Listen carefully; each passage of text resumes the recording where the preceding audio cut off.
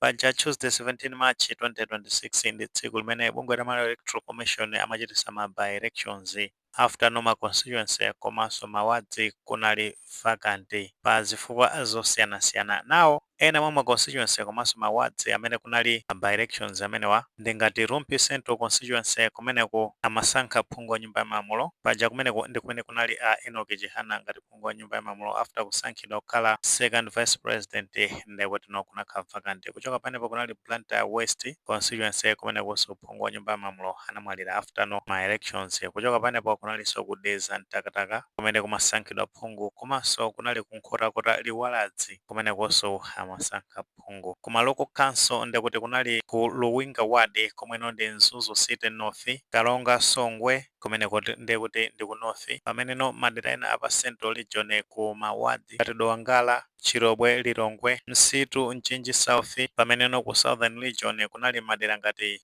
Chirunga, Zomba City North, kunalinso muonekera kumeneko ndi kucholo, Mikongo, Mangochi North East kumeneko ndekuti ku Eastern Region. Napo posatira zimenezi ndekuti ku Rumpi Central Constituency kumeneko ndekuti amene achita bwino ndekuti ndi Matthews Ntumbuka a chipani cha United Transformation Movement. Of course ndekuti bungwe la Malawi Electoral Commission ndi amene abwereno kuzapereka zosatira zosimikizika, komano aziti stands ndekuti Matthews Ntumbuka a chipani cha UTM ndekuti ndi amene achita bwino ku Rumpi Central Constituency kumene kunali Enoch Kanzingeni Chihana ndi iwo apeza mavoti okwana 6,397, pameneno wachiwiri ndekuti ndi Amoli Walita Nkandawire a DPP amene apeza mavoti okwana 5,378. Pa number 3 ndekuti pali Paul Tambazale Nyirenda a Ford amene apeza mavoti okwana 2,472. Kenako pali Alice Nkose Kamwendo a Independent apeza mavoti okwana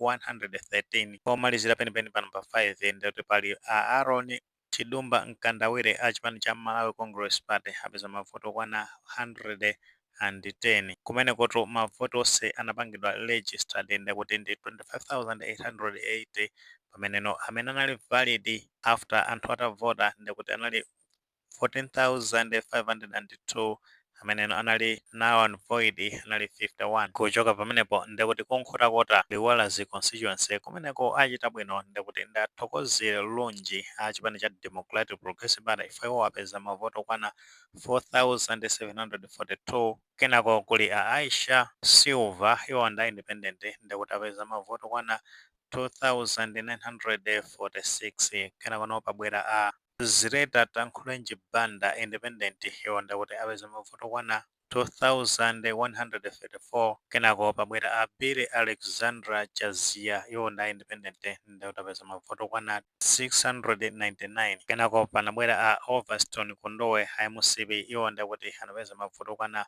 580. Ikhope kuti mwina amenewa ndi amene anali president wa pambuyomo. Kenako kunabwera Pasco Alfred Chitunda iwo ndekuti ndi PDP anapeza mavoti okwana 49. kumeneko ndekuti total registered votes anali 25,663, total valid votes ndekuti anali 11,168. paja takambazana kuti abungwe la Malawi Electoral Commission ndi amene azabwere kuzalengeza amene wapambana officially, koma aziti stands athokozere lunji a DP ndi amene achita bwino pa chisankho chimenechi. Nawo tikatsatira bwinobwino alunji athokozere lunji kunkhotakota Liwaladzi Constituency kumeneko ndekuti mbuyomo mayi awo ndi amene anazakhalaponso ngati phungu wa nyumba ya malamulo kuyamba mu chaka cha 2014 kuzafika mu chaka cha 2020. Nkutheka kusankhidwa kwawo kwabwera mwina chifukwa chonena kuti nthawi imene mayi awo anali phungu wa nyumba ya malamulo kumeneko ndekuti anagwira bwino ntchito ku constituency imene ndi zimenenso zapangisa zonena kuti mwina anthu awapasenso mwayi kumeneko. So far amene ndekuti ndi malizatsi amene tinatha kupanga gather kwinako ndekuti zosatira zake sitinazipeze bwinobwino. Mwana kuti tikatenga ku parliament ndekuti aphungu onse amene amafunikira kuti akwane full number ndekuti ndi 229 kuchokera ma constituency onse across Malawi after ndekuti ma demarcations amene anachitika mbuyomo abungwe la Malawi Electoral Commission komanso ma stakeholders osiyanasiyana. Nawo kumene ku parliament ndekuti aphungu amene ali ochuluka ndi a chipani cha Democratic Progressive Party ndekuti iwo alipo 78 seconded by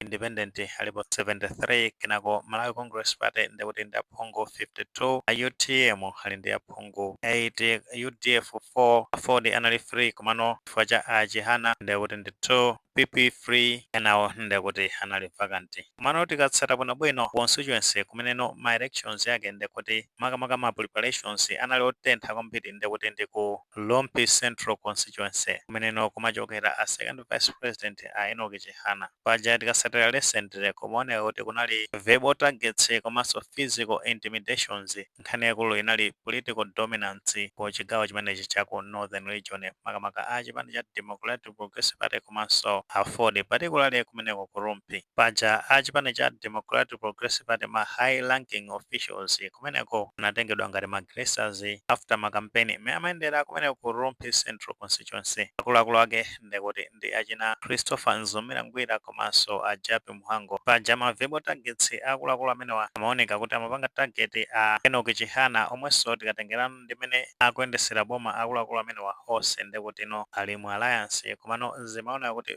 verbal targets imeneyi ena sanayilandire bwino mpaka na ena amipingo anachita kupanga intervene ngati a synod ya Livingstone ya tinaona kuti anazayankhulapo komanso amabungwe ena ndi ena anazozola akuluakulu amenewa makamaka popanga target ndekuti a Enoch Chihana omwe ndi a second vice president. Nkhani zake ambiri tikuzitsata bwino makamaka pa Mali Max amene anayankhula akuluakulu amenewa amene amaoneka kuti amapanga target amenewa a Chihana komano on contrary ndekuti no zotsatira zachisankho ndekuti amene wapambanaso ndekuti ndi amenewa a Matthews Ntumbuka a chipani cha United Transformational Movement. A DPP wo ndekuti sanachite bwino komanso a Ford wo sizinayendereso kumeneko. So constituency imene ndekuti kunali zitopotopo zambiri tikumbukiraso bwinobwino kuti a Yeremiya Chihana nawonso ndekuti ankafuna ramiraso ku constituency imeneyi pamene ankati apange shift kupita ku chipani cha Democratic Progressive Party. So zambiri zinachitika kumeneko. Of course ena mazayankhula kunena zona kuti verbal aggression imeneyi imene ma high ranking officials a chipani cha Democratic Progressive Party amagwisa ntchito panga target a Chihana it's an indicator kunena zona kuti pali fracture ina yake within alliance yako zipani zimenezi za Alliance for Democracy imene ndi a Ford komanso Democratic Progressive Party.